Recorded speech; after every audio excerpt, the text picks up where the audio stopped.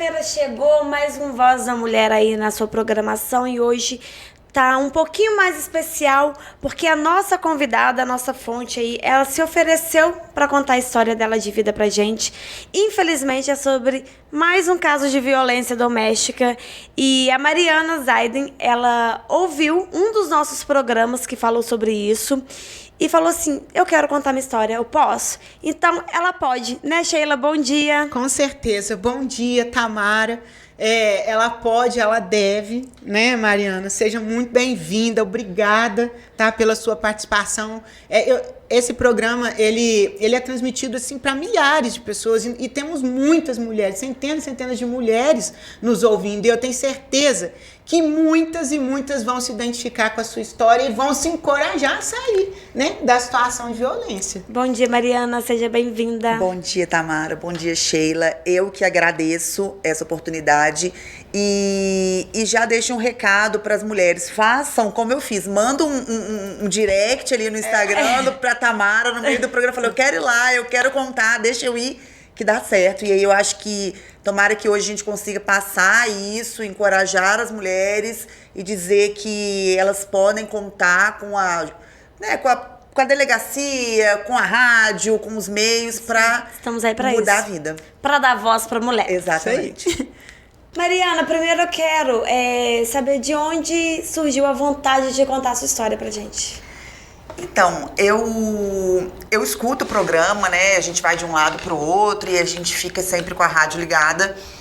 E eu sempre quis, eu demorei um pouco para isso, mas eu sempre quis realmente contar porque existe em qualquer lugar, né? A gente vê, às vezes, na televisão, a gente vê perto de casa, a gente vê na nossa família, e às vezes as pessoas acham que não acontece, por exemplo, eu sou médica, não vai acontecer, como que ela entrou nisso? Então eu acho que a gente precisa mostrar mesmo, né? Aconteceu com a Ana Hickman. Exatamente. Quem imaginaria, né? Pois é. E o que aconteceu? Como que foi o seu relacionamento? Como chegou onde chegou? Então, na verdade, as pessoas pensam assim, como que ela entrou nisso? Não é uma coisa que acontece na primeira vez que você sai com a pessoa. Uhum. Né? As pessoas, a pessoa que tem esse tipo de atitude, ela cria o terreno para depois começar a violência, né? Porque se você sai com a pessoa na primeira vez, ela já é uma pessoa assim, você não vai sair mais, você não tem nenhum vínculo com ela. Mas quando você vê, você já tá com todos os aspectos da sua vida ligados a essa pessoa. E quando você vai voltando, você vê que a pessoa criou isso. Uhum. Ela foi criando todos os aspectos da vida familiar, financeiro, profissional, os amigos, te tirou de tudo e você virou um refém daquilo, né? Então você começa e você começa a perceber e a enxergar depois de um tempo, nossa, agora eu não tenho mais aquele amigo, eu não posso mais sair com aquela pessoa, o meu trabalho tá me limitando nas minhas relações profissionais, porque eu tô num hospital, eu tô em outro, às vezes você tem algum jantar de trabalho, né? E você começa a ter problema para frequentar os lugares que você frequentava. E é um problema que foi criado por outra pessoa. Exatamente. E qual que foi o primeiro indício que você falou assim, não tá legal, não é isso, não tá saudável? Então, eu não tinha mais os meus horários, Uhum. né? A pessoa não trabalhava aqui, trabalhava fora e me ligava a hora que fosse. Eu tinha que parar o que eu estava fazendo para atender, para dar uma atenção. E quando ele estava aqui de fora, eu não podia fazer nada. Eu tinha que ficar por conta. Eu não podia ir nos meus jantares de trabalho à noite, porque não podia, não era uma coisa legal eu ir no lugar que ele não estivesse. Tudo tinha que ser junto, né? Começou a criar problemas com a minha própria família. Porque eu acho que a pessoa fica meio que não querendo que eu vá à minha família, porque meus familiares vão me perguntar o que está acontecendo, né? E começa a inventar coisas. O seu pai é isso, o seu irmão é dessa forma. Te colocar contra todo mundo. Exatamente. É uma violência psicológica. Sim, sim. E já chegou a física e verbal? Física, não. Mas até porque é uma coisa que o físico aparece, né? Então, tudo que aparece, a não ser que seja assim, um extremo que a pessoa extrapola ali e vai pro físico, mas o físico aparece, então é uma forma de não deixar cautela, deixar marca. Ali. Exatamente, exatamente. Até porque tem aquela coisa assim, ela não vai ter coragem, ela é uma pessoa conhecida de ir em algum lugar depois denunciar, então fica o psicológico ali, o verbal sim, o verbal teve, de me acordar de madrugada, xingando, que eu tava indo pra rua, que eu não tava indo trabalhar, essas coisas. E foi um relacionamento longo? 4 anos. E no início não dava indícios? Não dava. Quando piorou muito na pandemia, né? Porque eu tava trabalhando demais pela minha profissão, pela minha especialidade, né? Que eu sou pneumologista. Então, trabalhando muito, ficando muito tempo fora de casa. E aí a coisa foi, né? E foi uma violência patrimonial, porque começou a pegar dinheiro. Inclusive, a gente já falou aqui. Exatamente. Foi até nesse que eu vi as formas da violência, né? E de pegar, às vezes, o que eu recebia em dinheiro. Pra quê? Pra eu gastar só no cartão, pra pessoa ter um controle do que eu tô gastando. E, Mariana, alguém tentou te alertar? Tenta. Tinha alguém que tava alguma coisa acontecendo? Sim, tava. Os meus parentes, né, pai, mãe, eles falavam, isso não tá legal, você não é mais a mesma pessoa, você não vem muito aqui, né, então, e aí você enxerga, mas você começa a minimizar algumas coisas. Eu tô trabalhando muito, eu tô isso, eu não tô vindo muito aqui. Sempre protegendo a pessoa. E, na verdade, quando eu comecei a perceber e enxergar, não é nem pra proteger. Eu tracei um plano na minha cabeça e eu falei, não vou criar problema nenhum, não vou criar nada, meu plano é esse, eu vou sair e tal. E fui criando formas disso pra não ter mais problema dentro de casa, não brigar. E aí eu fui dessa forma. E qual foi a gota d'água? Tipo assim, chega, não dá pra mim. Aconteceu alguma coisa? A gota d'água foi que os meus filhos foram crescendo, eu tenho 2 adolescentes, não são filhos desse relacionamento, e eles começaram a vivenciar isso. E ele, não, só aproveitando o gancho dos filhos, ele também fez alguma coisa com os filhos? Não, nunca, nada assim, nem de brigar, nada disso. Só que os filhos vão crescendo, vai vendo a mãe vivendo aquilo, e começou a afetar mesmo, desempenho escolar. E eu falei, gente, eu não posso crescer num ambiente com meus filhos vendo isso. Né? Virou uma bola de neve, né? Virou uma bola de neve. E aí foi nessa hora que envolveu os meus filhos indiretamente, né? Mas que aí nessa hora eu Chega. E o rompimento, ele aceitou numa boa, Mariana? Não, nunca tem. Se já era um relacionamento assim, né, Sheila? Nunca tem. Da primeira vez que eu decidi sair, né, a gente foi no final de carnaval, e eu falei, olha, a gente brigou e tal, eu falei, não quero mais, só tava eu e ele na casa. Ele trancou a casa e não deixou sair. E aí eu falei, não vou arrumar uma confusão aqui agora, porque só tô nós dois aqui dentro. Falei, tá. Aí eu falei, uma hora eu comecei a pensar numa outra coisa. Um dia ele saiu de casa à noite e tal, e chamei o Uber e fui embora. Fui para um hotel. E eu tô no hotel, de repente me ligam lá da recepção que ele chegou lá. Falei, gente, como é que a pessoa chegou aqui? Pode subir? Eu falei, tá, pode, eu não vou arrumar uma cena aqui no hotel, né? Aí subiu, tal, dali, peguei e fui embora. Você ficou com medo, não? Desculpa, não, aí eu fiquei à noite, pior, sei lá. Não. Ele pegando do jeito que é doido, mas eu nunca tinha tido nada físico, assim. Aí eu falei, dormi no hotel, falei, não vou voltar pra casa de noite, né? Dormi no hotel no outro dia e tal, voltei.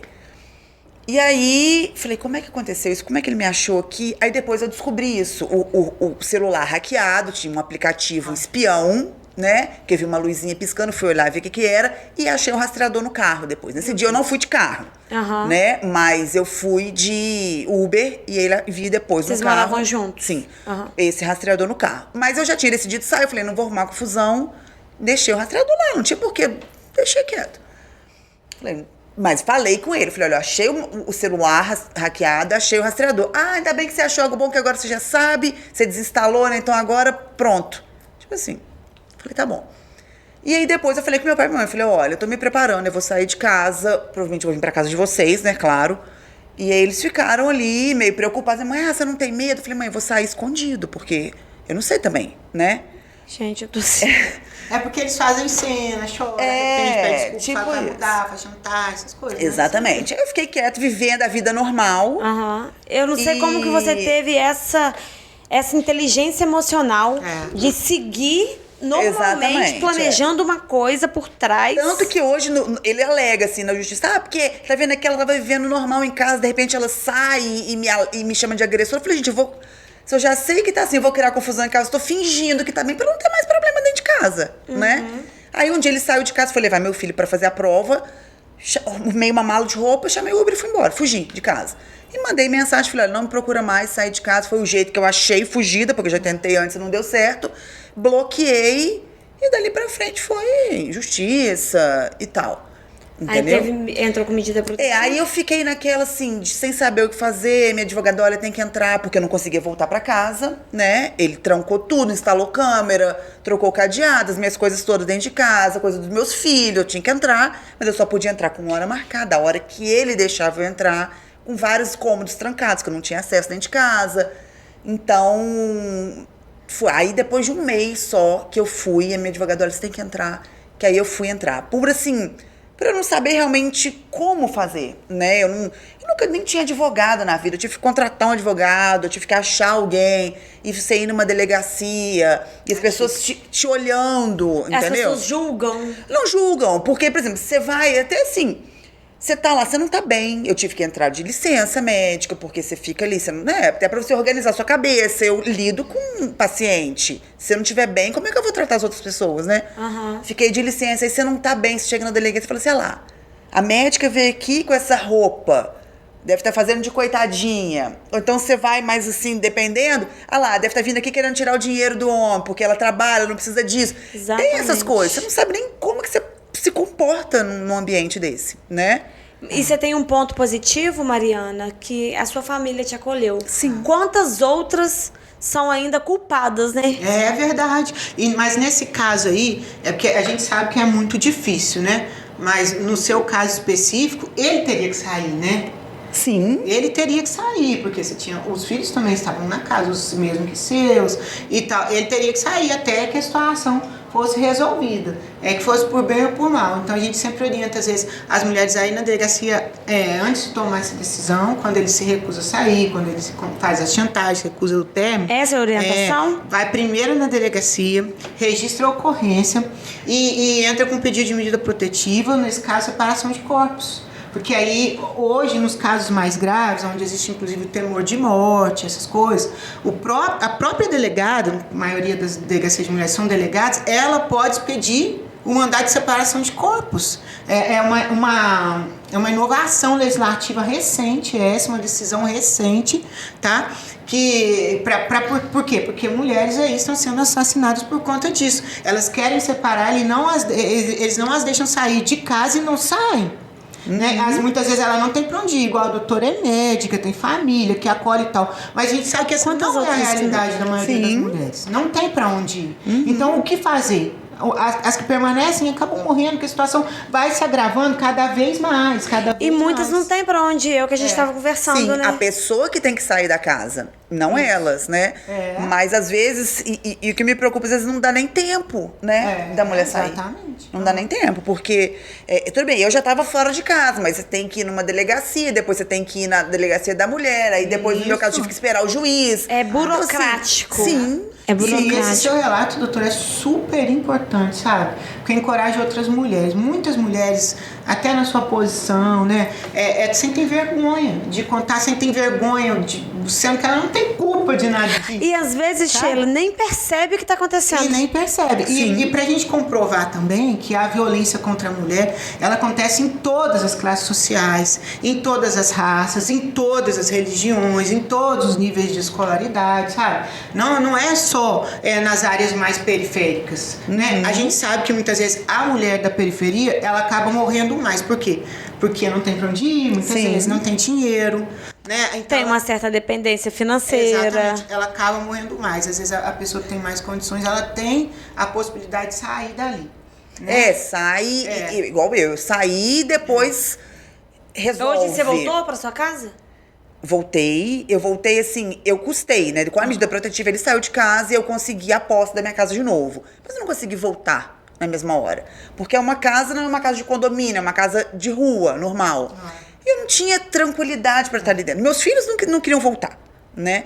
E eu não tinha tranquilidade. Eu comecei a ir gradualmente, às vezes ir num fim de semana. E aí começou a falar que a medida protetiva era falsa, só pra eu pegar a casa pra mim, já que eu não tava morando lá. Mas eu não conseguia. A primeira noite que eu dormi lá, eu chorei a noite inteira. Não conseguia ficar ali dentro, né? Então, assim, aos poucos, aí eu não tinha mais identidade dentro daquela própria casa. né, muito difícil. E a mulher é muito assim, né? A gente tem que sentir a casa nossa. Exatamente. Muito assim. Né? Exatamente. E Mariana, hoje você já tem um novo relacionamento? Tenho. E como que foi? Porque assim, fica rastros do antigo, o psicológico. Como ter um relacionamento saudável e não ter comparação? É difícil. É difícil, assim. Eu acho que eu tive um tempo meu, né, de 7, 8 meses pra eu começar a pensar em qualquer outra coisa. Entender de sair o que de casa, aconteceu. entender. Você precisa entender o que você viveu, entender o que você não quer. E fiz terapia, o que é uma coisa importante que muitas mulheres também não têm condição de fazer. Né? Infelizmente. Eu fiz terapia pra eu tomar a decisão de sair, eu fiz terapia pra eu tomar a decisão da protetiva e depois pra outros relações. Eu faço até hoje, né? Provavelmente vou fazer pra sempre. Mas é difícil. E aí, quando você começa outro relacionamento, você às vezes tem que entender a outra pessoa também e não achar que tudo que a outra pessoa também tá fazendo é contra. Às vezes a pessoa só quer estar perto. E você tem uma tendência daqui a pouco começar a afastar todo mundo que quer se aproximar de você. Né? Você tem que ter... Por trauma. Por trauma. Por trauma. E às vezes até por assim, por trauma, por medo, ou por, às vezes, não querer viver um relacionamento novo. Porque tanta coisa que você viveu, você fala assim, pra quê que eu vou ter outro relacionamento? Aí você abre mão de ser feliz, de ter uma família, de viver uma coisa saudável. Graças a Deus, as pessoas são diferentes, né? Graças a Deus. Graças não a pode Deus. generalizar, né? Não pode, mas também não é fácil, né? Não é fácil. Ô, Mariana, eu gostaria de te agradecer pela participação. E queria que você, e claro, a Sheila, deixassem um recado para as mulheres que pode aí estar passando por isso, talvez seja a realidade, e ela não tem coragem de sair. Assim, o recado que eu deixo é que não é fácil, né? Mas a mulher, assim, tradicionalmente, ela tem força, ela é guerreira, ela reconstrói, e eu acho que a gente precisa estar unido. Eu acho que muitas mulheres julgam outras mulheres, né? Uhum. E dão uns olhares e falam, nossa, como é que ela foi fazer isso? Parar de julgar, a gente não sabe o que a pessoa vive, a gente não sabe o que ela passa ali dentro, né? Eu acho que se a gente for mais amigo um da outra, porque eu acho que a mulher que tá passando por isso, não é de você chegar lá e falar assim, sai desse relacionamento, ele é ruim, mas ela tem que sentir só de você estar perto. Eu tenho aquela minha amiga ali, na hora que o bicho pegar, ela, ou então eu falo assim, aqui minha amiga, eu tô aqui, tá? Você tá bem? Seu relacionamento como é que tá? Qualquer coisa eu tô aqui, meu telefone, me liga a hora que precisar. Então, assim, pra gente ser uma pessoa, se a gente olhar pro lado, a gente vai olhar e falar assim, aquele relacionamento ele é mais ou menos. Eu vou ficar perto dessa minha amiga. Acho que todo mundo vai ter uma amiga que você pode estar perto, sabe? Eu acho que é isso. mais humano. Exatamente. A gente tem meios de denunciar. Hoje a gente pode denunciar um relacionamento de outra pessoa, Pode, né? Não precisa, pode ser anônimo, qualquer pessoa pode denunciar, né? Então eu acho que, às vezes a gente mora num prédio, tá ouvindo uma briga ali, né? Não vou falar nada não, porque é deles. Não é deles. Às vezes a mulher não tem pra onde ir, não sabe o que fazer. Aquele ditado em briga de marido e mulher não se mete colher já caiu por terra faz tempo. Ou então você tá no elevador com a sua vizinha e fala assim, aqui, tudo bem? Eu ouvi ontem, se mete sim, qual que é o problema? Eu ouvi ontem uma briga Faça a e sua tal. parte, né? Eu moro aqui embaixo, tá? Qualquer coisa Se bate precisar aqui. de ajuda. Exatamente. Sempre dá pra gente fazer alguma coisa, né? É verdade. Então, assim, o encontro hoje foi muito bom, né? Assim, pra gente... Serve de alerta para muitas pessoas, né? E também de orientação. E serve também, doutora Mariana, para encorajar as mulheres. Como eu disse, né? Eu acho que a mulher não pode levar em consideração o medo, a vergonha, a falta de dinheiro, né? Ela não pode juntar esses sentimentos e essa realidade também em detrimento da sua própria vida, da sua felicidade, da família. Então é ter coragem mesmo, enfrentar o mundo, pede ajuda, abre a boca, sempre vai aparecer alguém para ajudar e a delegacia, as autoridades estão lá para isso, né? Para ajudar a resolver seu problema. É isso aí, mais uma vez obrigada. Esse foi Voz da Mulher de hoje, a gente volta na próxima semana. Lembrando que se você quiser aí contar a sua história pra gente, tem alguma sugestão de pauta, tem alguma dúvida, pode mandar no 999089476. Até semana que vem. Até, Até, tchau, gente.